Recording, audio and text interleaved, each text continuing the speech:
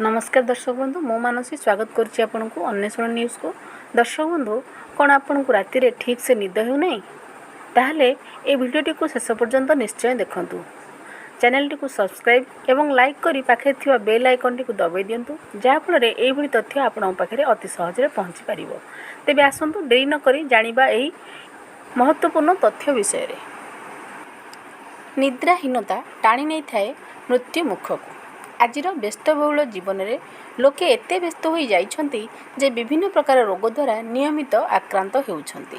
निकटरे गवेषक मानक द्वारा होइथिबा गोटे रिसर्च द्वारा जणा पड़िछि जे 6 ରୁ 8 घंटा निदरे सोइबा निहाती जरूरी। यह द्वारा शरीर में हेउथिबा विभिन्न समस्या दूर होइथाय। निद्रारे अनियमित कार्डियोभास्कुलर कारण होई पारे। निद समय अनेक गुड़े महत्वपूर्ण कार्य होता है जहाँकि संपूर्ण शरीर को रेस्ट दे रिकवर करिथाए। गभीर निद्रा समय हार्टबीट और ब्लड प्रेशर स्थिर होता है अर्थात संतुलन रही है जहाँ द्वारा हार्ट को आराम मिलता है एवं हार्टर कार्य दक्षता वृद्धि पाई थाए।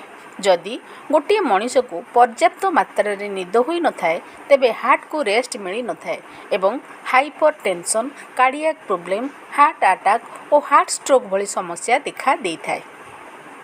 ठीक भाव में न सोइबा द्वारा मानसिक उत्तेजना अधिक वृद्धि पाई थाए एवं जहाँ रक्तचाप और हार्ट उपरे गभीर प्रभाव पकाई थाए। हार्ट रे विभिन्न असुविधा देखा दे थाए। निद्राहीनता कारणरू व्यक्तिर बारंबार श्वासक्रिया रे बाधा आसी थाए जहाँकि स्वास्थ्य उपरे नकारात्मक प्रभाव पकाई थाए।